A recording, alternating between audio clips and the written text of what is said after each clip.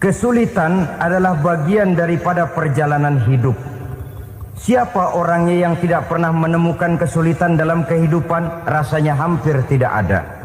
Dan memang kesulitan bukan untuk ditakuti. Kesulitan justru untuk diatasi, dicarikan jalan keluarnya.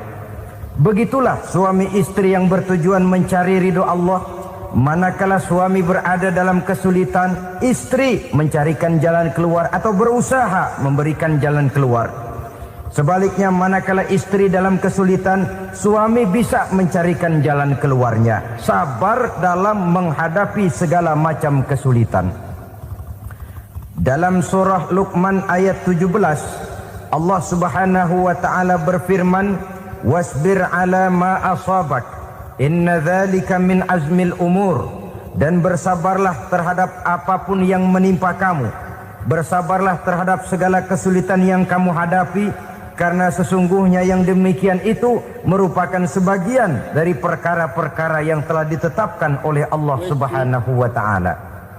Saudara-saudara kaum muslimin yang berbahagia, kunci sabar sesungguhnya terletak pada keyakinan bahwa segala sesuatu berasal dari Allah dan segalanya akan kembali kepada Allah Subhanahu wa taala.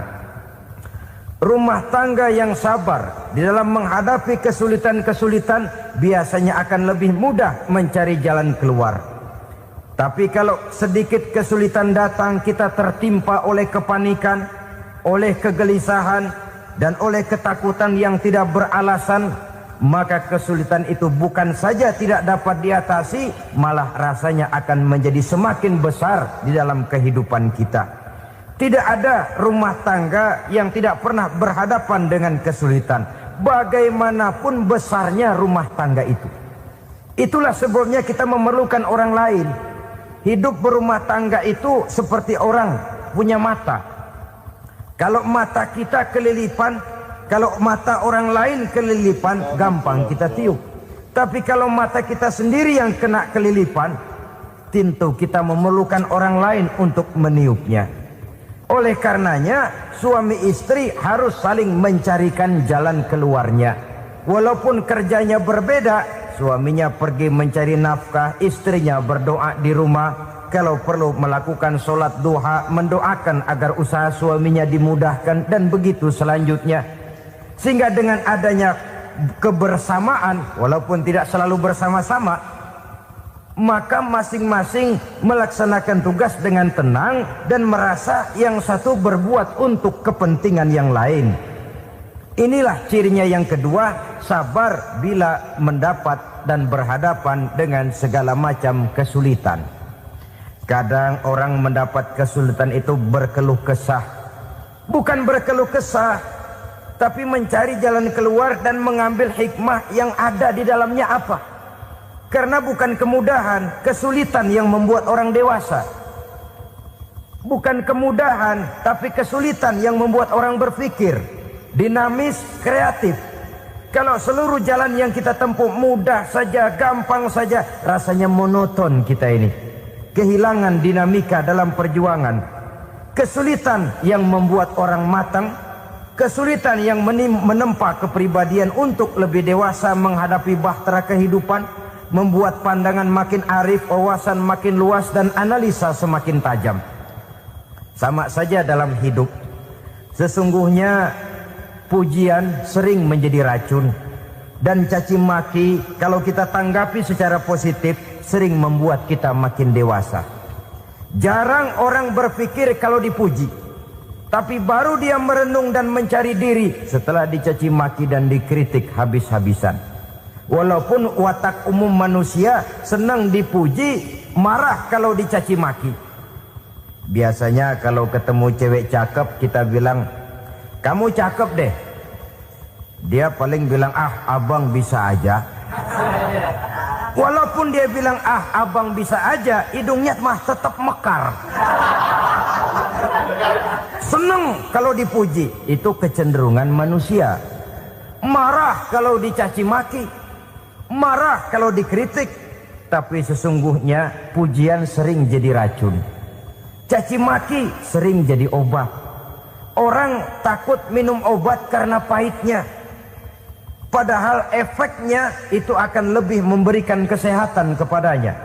Orang takut menghadapi kritik, orang takut dan tidak ingin dicaci maki.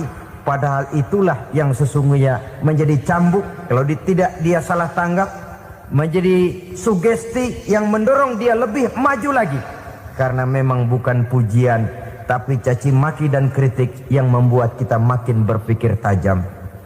Jadi rumah tangga yang berhadapan dengan kesulitan demi kesulitan, biasanya kalau ditanggapi dengan sabar akan makin mengokohkan fondasi rumah tangga itu sendiri.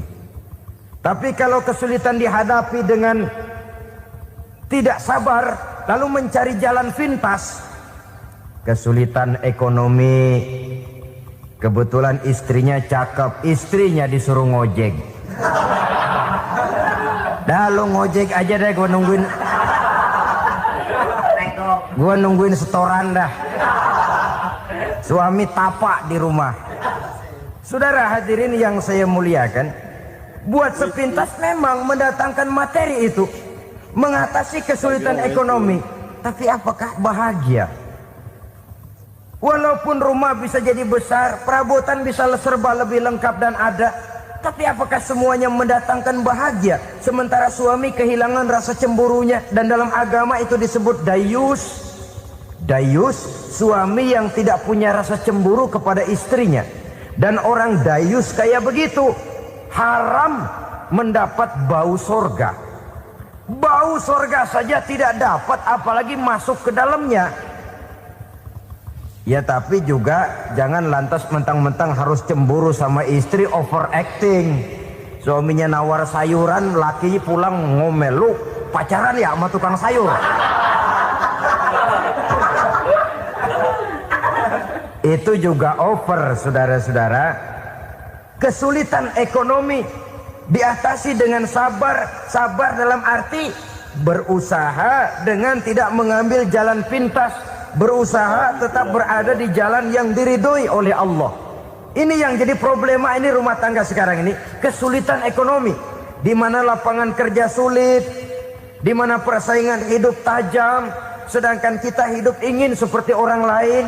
Kita mudah gelap mata, mudah picik pandangan, mudah sulit pertimbangan, lalu mengambil jalan pintas. Kadang menjual akidah, menjual keimanan. Kebetulan pendaringan kering, ada yang nawarin beras 3 liter sama supermi 2 bungkus. Hari Minggu diajak ke gereja mau. Itu iman kena beras 3 liter telap. Kesulitan ekonomi, saudara-saudara. Sehingga Imam Ali pernah berkata, kadal fakru ayyakuna kufron. Kemiskinan memang mudah membawa orang kepada kekafiran, kepada perbuatan-perbuatan yang bisa mengundang kekafiran. Oleh karena itu dalam tamsil lain beliau berkata, kalau ada ular dan ada kemiskinan, kemiskinan yang saya getok lebih dulu, kemiskinan yang saya bunuh lebih dahulu. Karena kemiskinan mudah membawa orang kepada kekufuran. Bagaimanapun sulitnya ekonomi yang dihadapi dalam rumah tangga, percayalah satu saat jalan keluarnya mesti ada. Mesti ada. Jangan sampai mengambil jalan pintas yang membuat kita keluar dari jalan yang ditinjau dari segi kemasyarakatan pun mendatangkan aib, ditinjau dari kehormatan berkeluarga pun mendatangkan nista, ditinjau dari segi ekonomi pun barangkali tidak akan mendatangkan kelimpahan materi. Jalan pintas pada umumnya, saudara-saudara, hanya memberikan kenikmatan yang sekejap. Dan apalah itu artinya kalau harus mengorbankan kesenangan yang abadi dan kekal. Kadang-kadang mengorbankan anaknya sendiri, anaknya dikomersilkan. Pokoknya siapa yang nyamper lu berangkat aja dah. Asal pulang nenteng pisang sama jeruk sebongsang, orang tua udah anteng aja udah. Saudara hadirin yang saya muliakan, setiap kita selalu berhadapan dengan kesulitan. Karena itu rumah tangga yang bertujuan mencapai mardhatillah, mereka sabar dalam menghadapi kesulitan. Tidak ada beras, puasa saja, puasa sunnah. Puasa sunnah. lapar tapi ada pahalanya, daripada tidak puasa lalu ngegerundel. Brengsek Tuhan, gue sembahyang melulu lapar juga, sudah lapar tidak berpahala. Bukankah Rasulullah sendiri kalau pulang ke rumah Aisyah lalu berkata, ya Humairah, ada makanan hari ini? Ada makanan yang enggak ada bang. Alhamdulillah kalau begitu saya puasa. Pulang dari mana-mana perut lapar mau makan tidak ada makanan, bukan marah, bukan ngamuk, puasa. Maka boleh puasa sunnah, niatnya udah siang jam 10 jam 11, asal dari pagi belum makan apa-apa. Niatnya jam 10 sah, dengan catatan dari pagi belum makan apa-apa. Jangan sudah sepiring setengah baru niat, itu lain. Itu ngojek namanya itu. Pengertian dalam kesulitan. Satu malam beliau pulang dari masjid agak larut. Habis ngajar banyak yang bertanya. Ketuk pintu, Assalamualaikum. Assalamualaikum. 3 kali beliau memberi salam, tidak ada jawaban, tidak dibukakan pintu. Rupanya istri beliau lelah bekerja di waktu siang, tidurnya pules benar. Marah ke Rasul? Tidak, beliau gelar sorban, tidur di depan pintu. Asraful anbiya wal mursalin ini, Rasul termulia ini, karena menghargai istrinya, tidur di depan pintu. Sampai Aisyah bangun sepertiga malam, terkejut buka pintu, suaminya ada di depan pintu. Beliau bangunkan. Ketika dibangunkan, Rasul lebih dulu berkata, maaf sayang, saya pulang terlambat. Sudah nggak dibukain pintu, tidur di depan, dibangunin, beliau duluan yang minta maaf. Pengertian. Kalau emosi, memang nggak dibukain pintu, tidur di depan. Begitu dibukain, yang enak kita tunjuk jidatnya.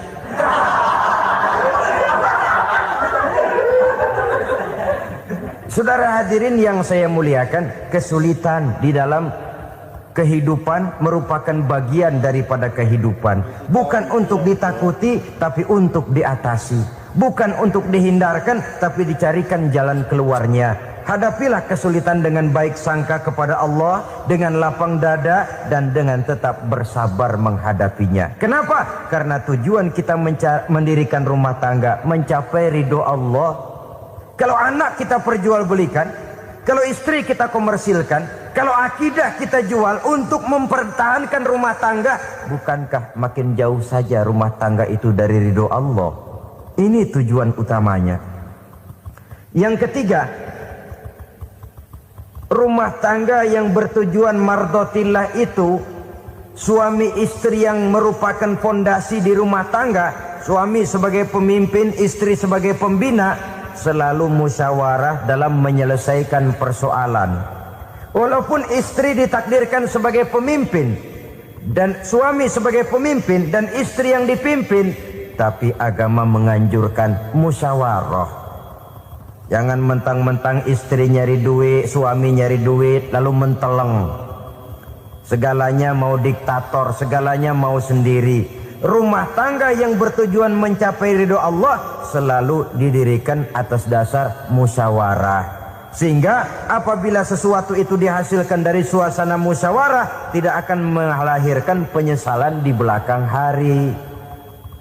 Kalau tidak, berjalan menurut seleranya masing-masing, belakangan timbul penyesalan, akhirnya main salah menyalahkan. Kalau sudah saling salah menyalahkan, itu artinya sudah saling mengungkit kekurangan masing-masing. Akibatnya tidak ada lagi saling menghargai. Jadi dengan demikian musyawarah di dalam menyelesaikan persoalan. Menghadapi kesulitan ekonomi, musyawarah. Menghadapi kenakalan anak, musyawarah. Akan membeli ini dan itu, sebaiknya juga musyawarah. Kalau merupakan hasil musyawarah, maka saudara-saudara hasilnya pun akan dihadapi oleh bersama. Enak rasakan bersama, tidak enak rasakan bersama. Kenapa? Tadinya musyawarahnya bersama-sama juga. Lah kalau hasil sendirian, giliran enak mungkin yang satu mau ikut, giliran tidak enak yang satu nuding, gua kata juga apa. Kan begitu akibatnya kalau tidak berdasarkan musyawarah lebih dahulu. Maka insya Allah hasil musyawarah ini setidaknya tidak akan mendatangkan sesalan di belakang hari nantinya. Saudara-saudara kaum muslimin rahimakumullah, ciri yang keempat, sepasang suami istri yang bertujuan mencapai ridho Allah dalam upaya mencapai rumah tangga bahagia itu tawakal apabila mempunyai rencana. Tawakal berserah diri kepada Allah, bukan berserah diri dalam artian mutlak yang mengarah kepada fatalism atau predestination.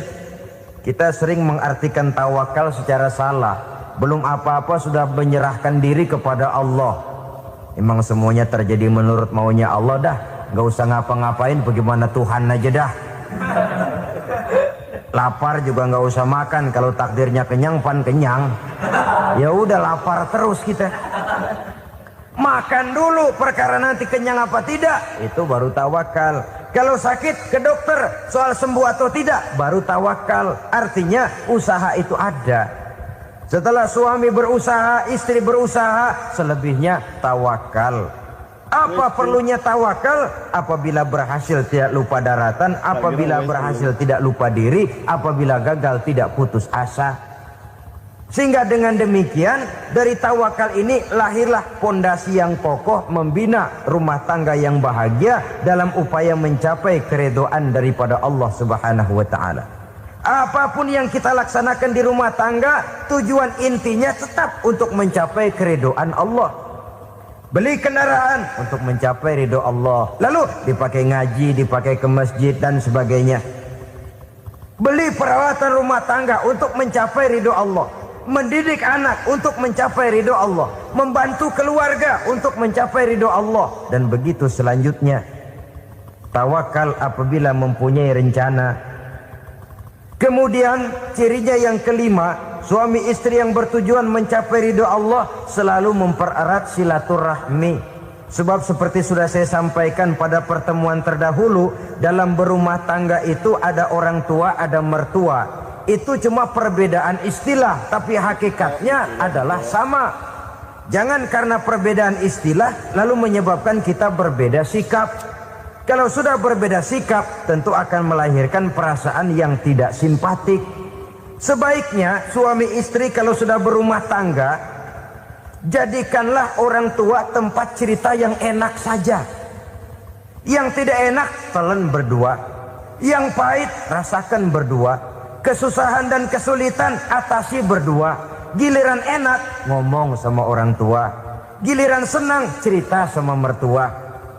Sekarang kan kita balik, kalau lagi senang duitnya banyak, anteng di rumah, kalem aja.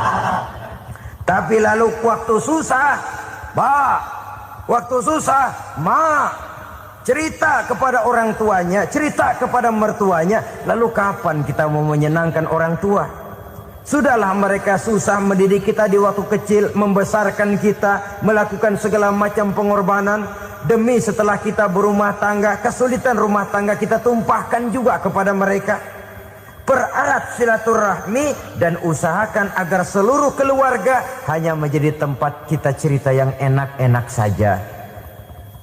Istilah sehari-harinya, kalau di rumah kita makan sama sayur bayam, keluar rumah diem, malah seluitan.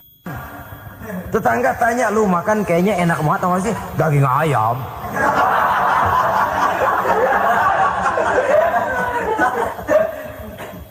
Lalu tetangga kan akan berbisik, itu makannya tuh orang enak bener ya, rumah tangganya tiap hari makan sama daging ayam. Biarlah paling kurang itu jadi doa, daripada kita makan sama kangkung lalu ribut ngomel di mana-mana. Gua kesel banget sama bini gua.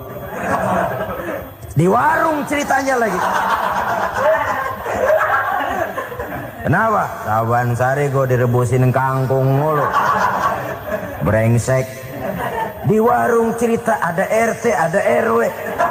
Gara-gara makan sama kangkung se-RT tahu. Akhirnya mungkin kalau kita berangkat orang hitung dari jauhan. Lihat, kangkung liwat gitu.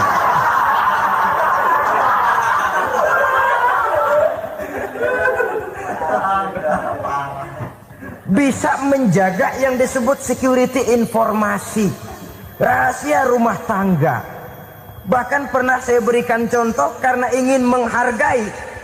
Suami beliin kain batik buat istrinya. Istri tahu begitu sepintas, nih kain jelek nih. Tapi karena mau menyenangkan suaminya, dia bohong. Bagaimana bu kain yang bapak beliin? Aduh bagus bener pak. Bagus sekali itu kain. Warnanya pak emang yang model begitu tuh. Tetangga kita mana ada yang pakai kain begitu pak. Ya emang nggak ada, jelek. Menghargai. Sebab kalau waktu itu si istri jujur, yang timbul sakit hati suami. Bagaimana bu kain yang saya beliin? Goblok lo. Kain begitu dibeliin di pasar juga banyak 1.400, campur odol lagi. Sudahlah suami punya niat baik, sampai rumah digoblok-goblokin, tidak ada lagi rasa saling menghargainya. Begitu pentingnya mempererat silaturahmi ini sampai Nabi berpesan, isnani la yanzurullahu ilaihima yaumal qiyamah qati'ur rahim wa jarus su'. Ada dua golongan manusia yang di akhirat nanti tidak akan dilihat oleh Allah, tidak akan diopeni oleh Allah, didiemin aja. Siapa mereka? Pertama, orang yang suka memutuskan silaturahmi. Yang kedua, tetangga yang jahat dengan tetangganya. Dua golongan manusia ini, pemutus silaturahmi, kemudian juga tetangga yang jahat dengan tetangganya, ini tidak akan dipandang oleh Allah di hari akhirat nanti. Jadi pererat silaturahmi, sebab kita ini zon politikan, makhluk yang bermasyarakat, yang tidak bisa hidup sendirian. Setiap kita memerlukan orang lain. Kita disebut kaya karena ada yang miskin. Kita disebut alim karena ada yang awam. Kita disebut berkuasa karena ada rakyat jelata. Tanpa rakyat tidak ada penguasa. Tanpa yang miskin tidak ada orang kaya. Kalau tidak ada yang jelek, siapa yang bilang cakep? Karena ngimbangi.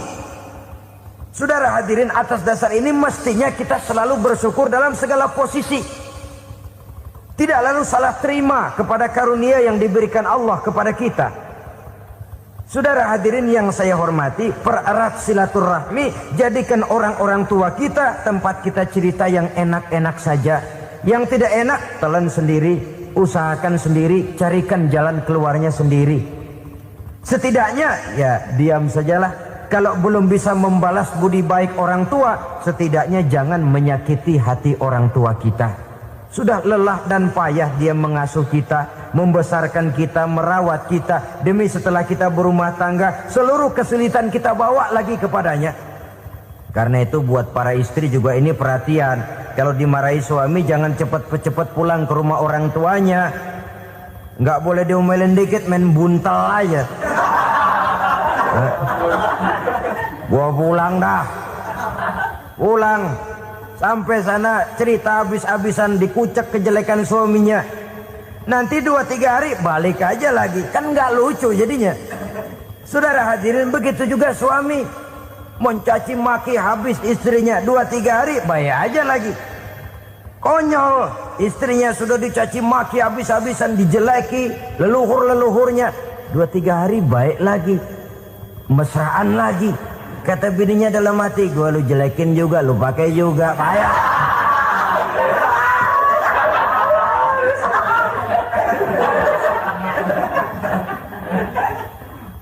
Saudara hadirin yang saya muliakan, itulah sebabnya pada awal tadi saya katakan perlunya kita mempunyai timbangan baik sebagai suami maupun sebagai istri. Nah, dari mempererat silaturahmi ini akan terjalin rasa kekeluargaan. Maka tradisi arisan keluarga itu bagus sesungguhnya untuk mempererat silaturahmi. Cuma celakanya bukan silaturahmi yang jadi tujuan, arisannya itu yang jadi tujuan. Akibatnya apa? Kalau belum narik mah semangat banget datang dah. Begitu udah narik aja udahan. Itu celakanya. Akhirnya silaturahminya jadi nomor 2, arisan semata-mata yang menjadi tujuan. Sesungguhnya itu bagus untuk mempererat silaturahmi. Karena kalau kita dengan kita sesama saudara sudah tidak saling mau mengenal, bagaimana dengan anak-anak kita? Bagaimana dengan cucu-cucu kita? 2-3 generasi yang akan datang tentu akan lebih saling tidak mengenal lagi.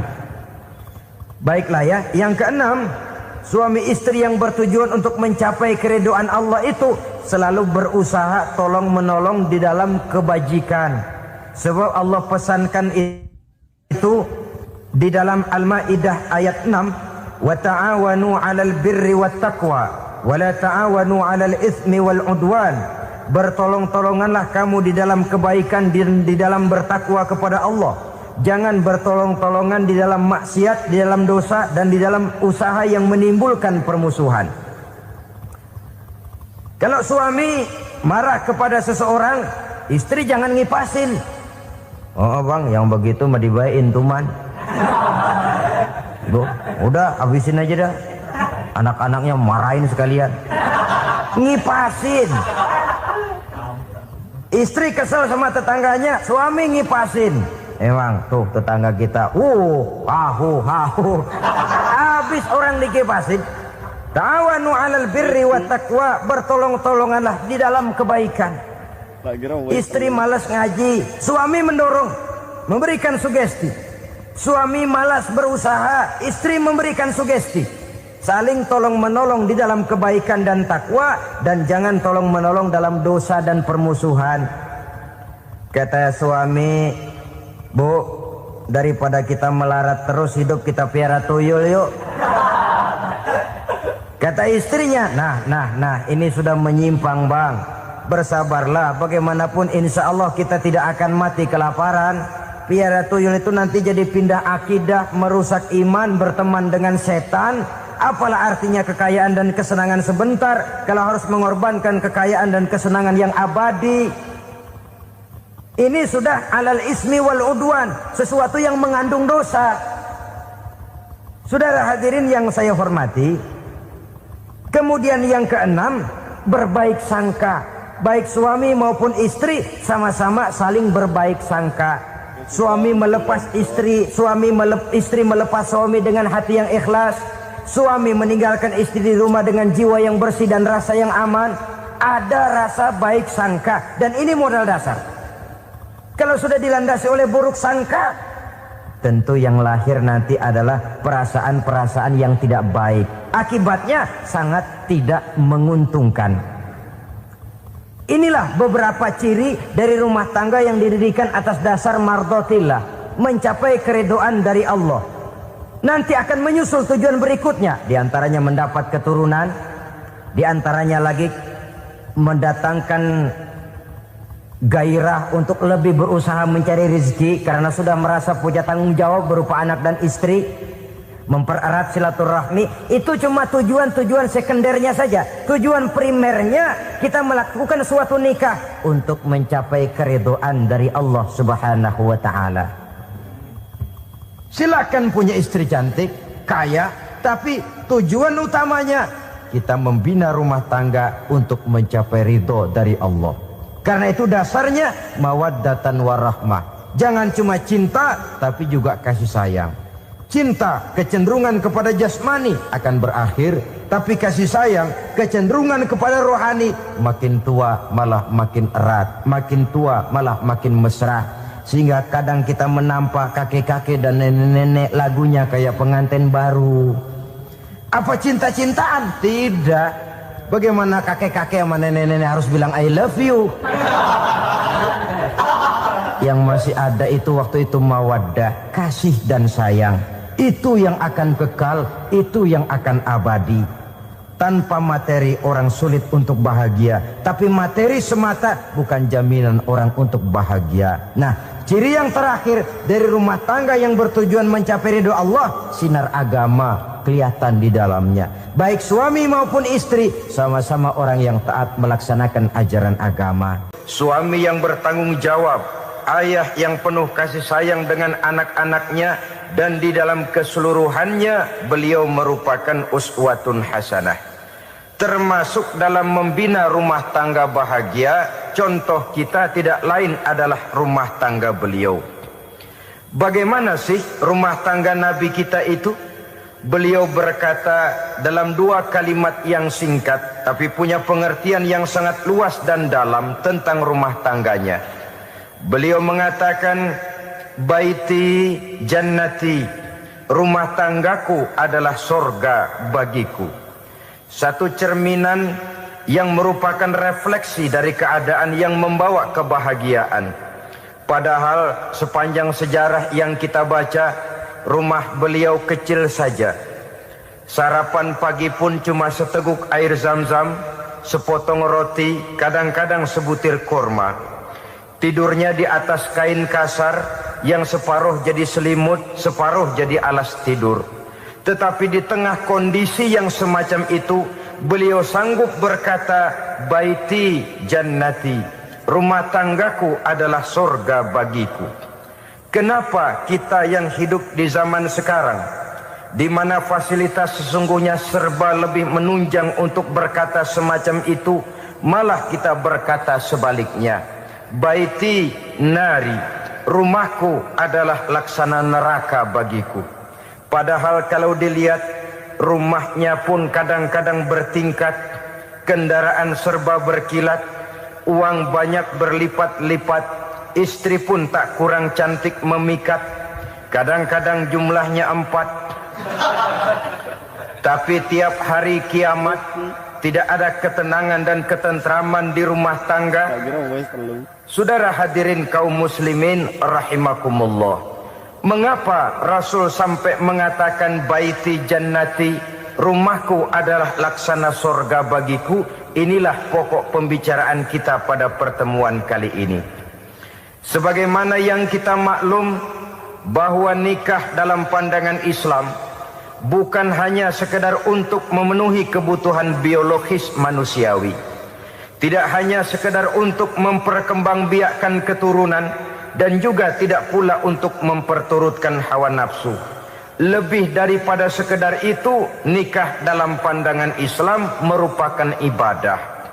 Oleh karena ibadah, maka seluruh tujuan ibadah, apakah dia bernama solat, apakah dia bernama puasa, zakat, sodako, haji dan lain sebagainya, seluruh daripada tujuan ibadah, target utamanya adalah mardhatillah atau keridhaan daripada Allah Subhanahu wa taala.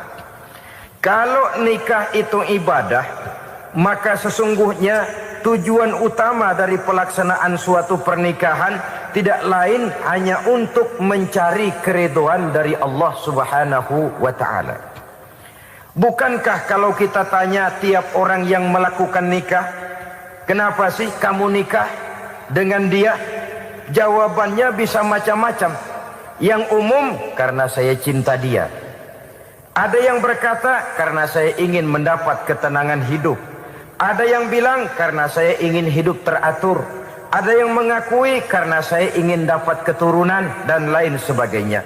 Tetapi sesungguhnya menurut ajaran agama, kalau nikah merupakan ibadah, jawaban intinya ialah saya melakukan nikah untuk mencari keridhaan dari Allah Subhanahu wa taala. Ini konsekuensinya kalau nikah merupakan bagian daripada ibadah. Rumah tangga yang didirikan atas dasar mencari keridhaan Allah, maka akan diwarnai oleh nilai-nilai luhur daripada ajaran agama. Tanpa harta orang memang sulit untuk bahagia, tapi harta bukan jaminan orang lalu akan bahagia. Harta pada suatu saat akan berakhir, kecantikan akan berkurang, pangkat dan jabatan akan sampai kepada batasnya. Tetapi agama, keyakinan, nilai-nilai iman, itulah pegangan kita yang kekal dan abadi. Sebab itu dalam surah Ar-Rum ayat ke-21 Allah Subhanahu wa taala menjelaskan, "Wa min ayatihi an khalaqalakum min anfusikum azwajan litaskunu ilaiha wa ja'ala bainakum mawaddatan wa rahmah." Dan di antara tanda-tanda kebesaran Allah, dijadikannya bagimu istri-istrimu dari diri kamu sendiri, litaskunu ilaiha, agar kamu bisa hidup tenang bersamanya, wa ja'ala bainakum mawaddata wa rahmah, dan dijadikannya di antara kamu rasa cinta dan kasih sayang. Umumnya pernikahan terjadi karena mawaddatan warahmah ini, cinta dan kasih sayang. Atas dua dasar itulah rumah tangga didirikan orang. Atas dasar itulah seorang laki-laki dan seorang perempuan memadu janji untuk membagi suka dan duka dalam hidup ini secara bersama-sama. Namun kalau kita renungi ayat ini, Allah tidak hanya menjadikan cinta, tapi Allah juga menjadikan kasih sayang. Apa bedanya cinta dan kasih sayang? Apa bedanya mawaddatan warahmah ini? Saudara, mawaddah yang artinya cinta, itu sasarannya biasanya adalah jasmani, kecenderungan biologis. Itu akan berakhir. Orang yang mendirikan rumah tangga cuma karena kecenderungan biologis, cuma karena rasa cinta semata-mata, cinta biasanya terkait kepada keindahan. Betul apa benar? Biasanya orang mudah jatuh cinta kepada sesuatu yang punya nilai keindahan. Makanya anak muda jarang yang jatuh cinta sama nenek-nenek. Cinta selalu memandang segi keindahannya. Ini yang namanya mawaddah. Allah tidak mengingkari itu, silakan. Bahwa manusia secara naluri senang kepada serba keindahan, wajar-wajar saja. Tetapi tidak cuma mawaddah, Allah juga menciptakan rahmah, kasih sayang. Mawaddah mungkin ada akhirnya, tapi rahmah tidak akan pernah ada akhirnya. Kalau mawaddah adalah berkecenderungan kepada biologis, jasmaniah, maka rahmah kecenderungan kepada nilai-nilai rohani, kepribadian, kejiwaan, dan lain sebagainya. Dikala pernikahan di bawah umur 40 tahun, mungkin masih banyak mawaddahnya, rasa cintanya. Tapi 40 bahkan 50 tahun ke atas, rasanya orang berumah tangga kalau sudah 50 tahun ke atas itu lebih banyak kasih sayangnya ketimbang cinta-cintaannya. Kalau satu rumah tangga hanya didirikan atas dasar mawaddah saja, atas dasar cinta saja, padahal cinta itu terpaut kepada hal-hal keindahan, keindahan satu saat akan menurun. Ya, tentu sebagaimana yang kita maklum bersama-sama, belum punya anak memang cantik.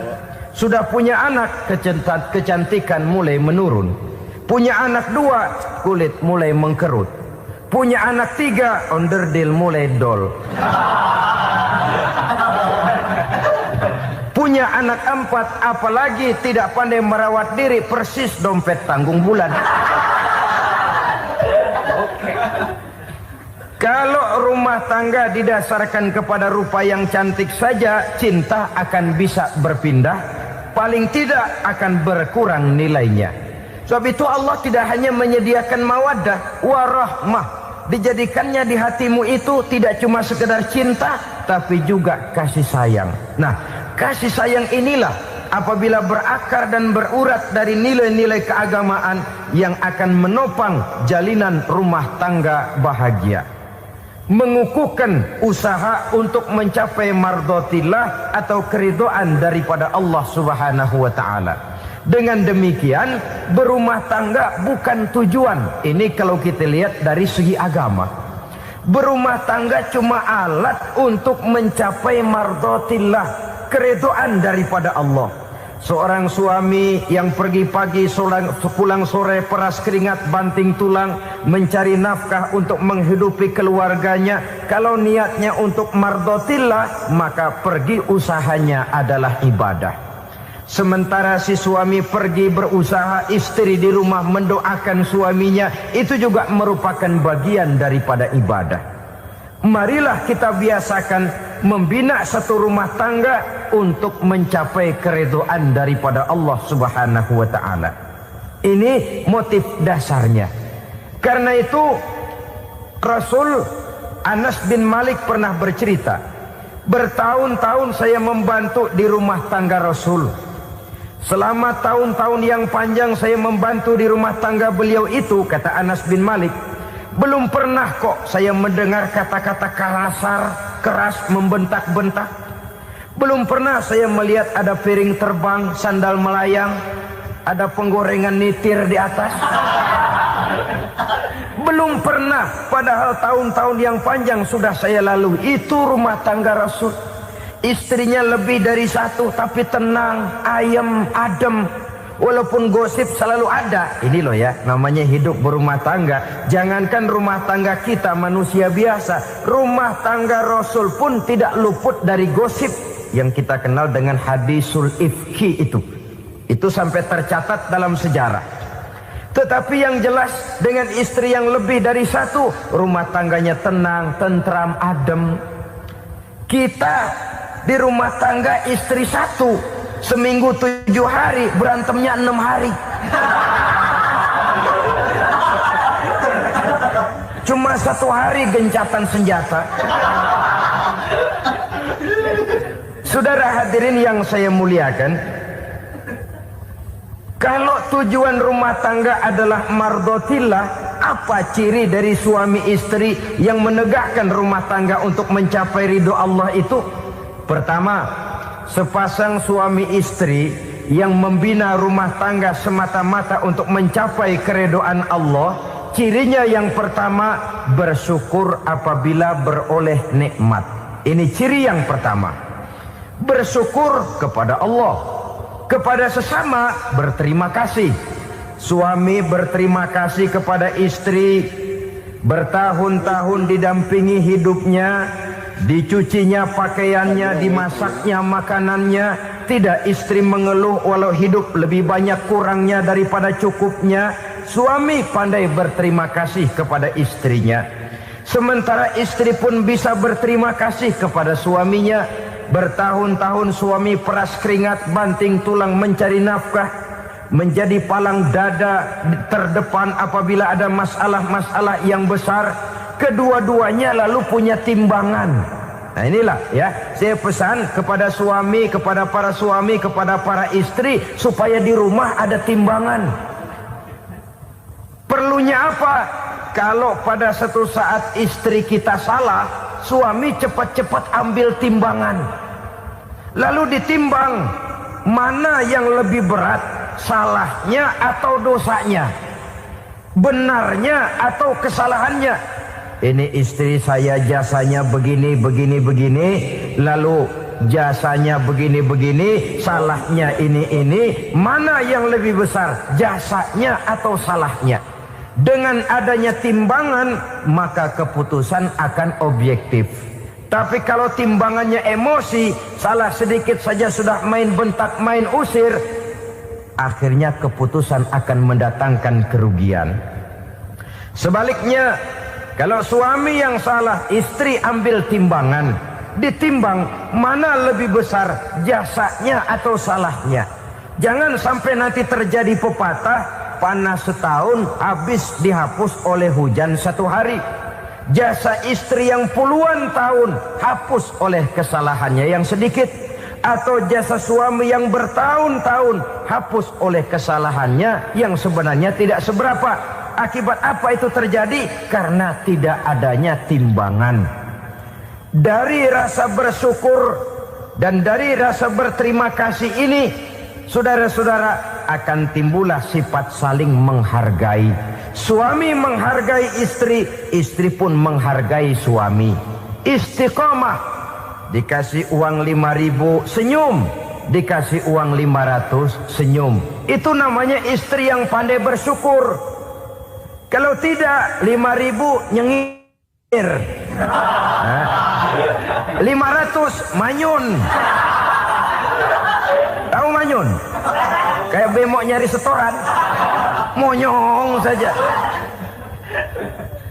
Ada sikap istiqomah di dalam membina kehidupan berumah tangga ini. Lalu mengerti posisi suami, ini termasuk tanda berterima kasih.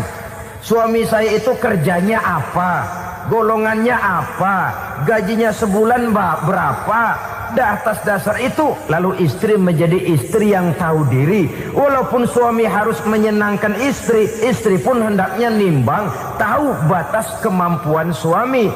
Kemauan mungkin tidak terbatas, tapi kemampuan sangat terbatas.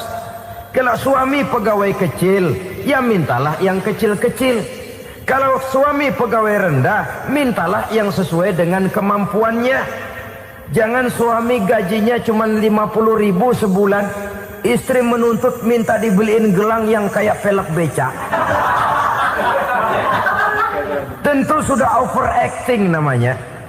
Saudara hadirin yang saya muliakan, kunci awalnya bersyukur kepada Allah.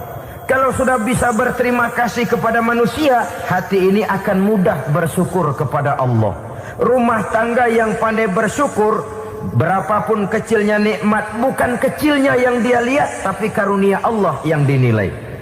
Sehingga dari rasa berterima kasih kepada manusia akan timbullah rasa syukur kehadirat Allah Subhanahu wa ta'ala.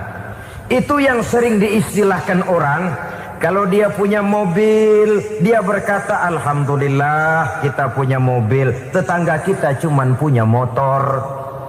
Kalau dia punya motor, syukur kita punya motor, tetangga kita cuman punya sepeda, kemana-mana kekejek melulu. Kalau dia punya sepeda, alhamdulillah punya sepeda, tetangga kita sebelah nggak punya apa-apa, kemana jalan kaki saja. Kalau dia jalan kaki, alhamdulillah kita masih bisa jalan. Tetangga kita sebelah lumpuh bertahun-tahun nggak kemana-mana. Kalau dia lumpuh, alhamdulillah kita masih hidup. Tetangga kita kemarin mati nggak balik lagi.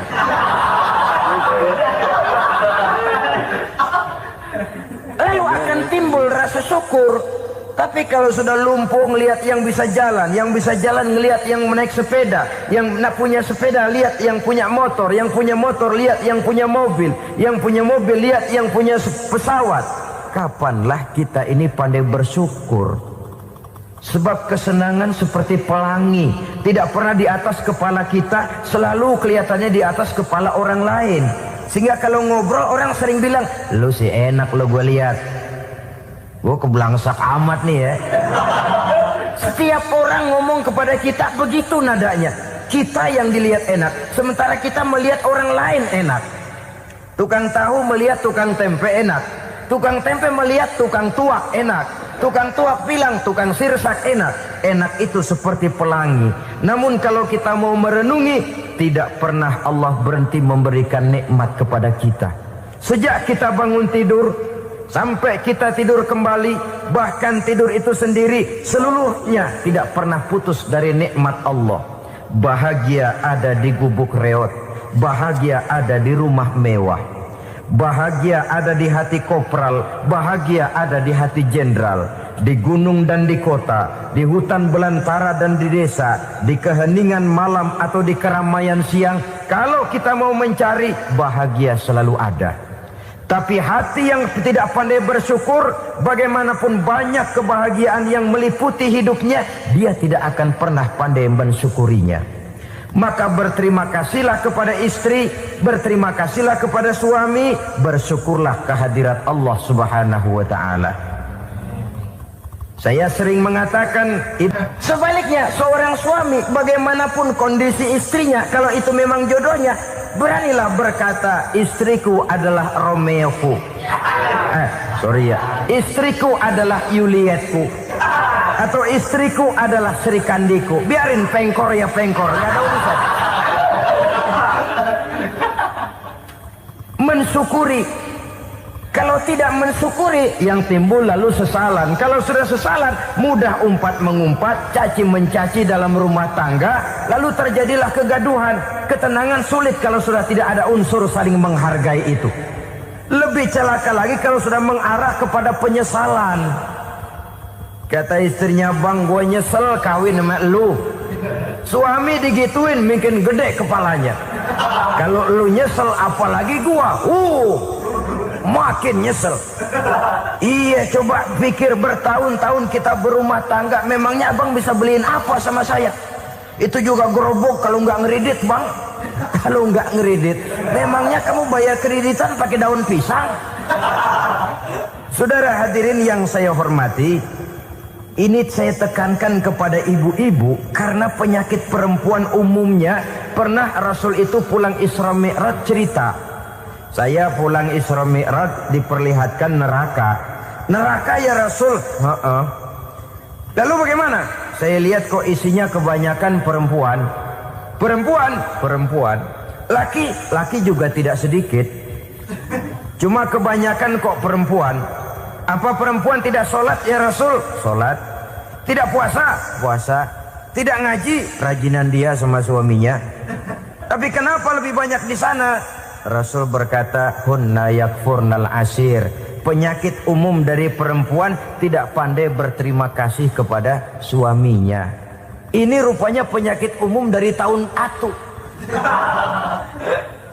Saudara hadirin yang saya muliakan, jadi rumah tangga yang didirikan atas dasar mencapai ridho Allah, maka kelihatan dari pasangan suami istri menjadi orang yang pandai bersyukur terhadap nikmat. Bukankah dalam surah Ibrahim ayat 7 Allah berjanji, la in syakartum la azidannakum wa la in kafartum inna azabi lasyadid. Kalau kamu pandai bersyukur, aku tambah nikmatku. Kalau kamu ingkar, tidak mau bersyukur, azabku itu hebat dan pedih. Rumah tangga yang suami istrinya tidak bersyukur disiksa oleh perasaannya sendiri. Tetangganya dapat nikmat, dia yang meriang. Tetangganya dapat kesenangan, dia yang sakit hati. Dia tidak melihat nikmat yang diberikan kepadanya. Nikmat yang orang lain punya aja yang diincar. Nikmat orang lain aja dihitung-hitung. Tangga kita, saya baru habis beli yang sebelah belilir habis beli kukusan. Cuma sekedar kukusan saja. Orang lain beli apa-apa jadi bahan diskusi di rumahnya. Orang lain saja yang diusut. Timbul dendam kesumatnya, timbul hasutnya. Dia tidak bersyukur dengan nikmat yang ada dalam rumah tangganya. Isi rumah tangga semacam itu disiksa oleh perasaan hasutnya sendiri. Jauh dari kebahagiaan, kering hatinya, miskin jiwanya, merana batinnya. Kalau sudah ke sana, jauhlah rumah tangga dari pantulan sinar kebahagiaan. Saudara-saudara, kita lihat rumah tangga Rasul. Dari rumah yang kecil, dari tempat tidur yang syaratnya kain kasar, separuh jadi selimut lagi. Keluar ucapan baiti jannati. Kenapa? Beliau orang yang pandai bersyukur kepada Allah, bisa berterima kasih kepada istri-istrinya, dan istrinya pun pandai berterima kasih kepada Rasul dan bersyukur kehadirat Allah Subhanahu wa taala. Maka nikmat lalu bertambah. Makin kita syukuri nikmat, makin tambah itu. La azidannakum, janji Allah, pasti aku tambah nikmatku kepadamu jikalau kamu pandai mensyukurinya. Tapi kalau kamu ingkar, tidak pandai bersyukur, awas, nikmat bisa berubah menjadi azab kalau kita tidak pandai-pandai mensyukurinya. Jadi cirinya yang pertama, rumah tangga bahagia itu apabila suami istri pandai bersyukur terhadap nikmat yang diberikan oleh Allah Subhanahu wa taala. Satu. Cirinya yang kedua, rumah tangga yang berdasarkan untuk mardotillah, mencapai keredoan Allah, sabar apabila mendapat cobaan. Namanya orang berumah tangga itu persis berlayar di lautan. Suami istri adalah dua orang yang memegang kemudi. Kalau berlayar ombak tenang, angin bertiup sepoi-sepoi basah, lalu bila malam datang bulan bersinar, bintang gemintang gemerlapan, berlayar memang nikmat. Tapi satu saat angin puting beliung bertiup, gelombang menggunung, halilintar menyambar, kemudian petir berkilat. Kalau pada saat itu suami mau ngalor, istri mau ngidul, alamat perahu patah di tengah jalan, kandas di lautan sebelum sampai ke pantai yang akan ditujunya. Oleh karenanya perlu kekompakan. Maka sejak awal seharusnya dalam akan membina rumah tangga yang bahagia, itu lebih baik bicara yang pahit-pahit saja, supaya terjadi kesamaan langkah apabila menghadapi kesulitan dan cobaan. Sabar apabila mendapat cobaan. Rumah tangga seperti kapal di lautan tadi tidak akan sunyi dari hantaman gelombang. Tidak akan sepi dari tiupan angin topan, dari kilatan petir, dari sambaran halilintar. Baik suami, baik istri harus sabar menghadapi kesulitan. Kadang kesulitan dari segi ekonomi, kadang kesulitan dari segi mengarahkan dan mendidik anak-anak, kadang kesulitan karena banyak orang yang hasut dengan kita, kadang kesulitan berbagai macam lah yang menyebabkan kesulitan. Rumah tangga yang bertujuan mencapai ridho Allah sabar menghadapi segala macam kesulitan.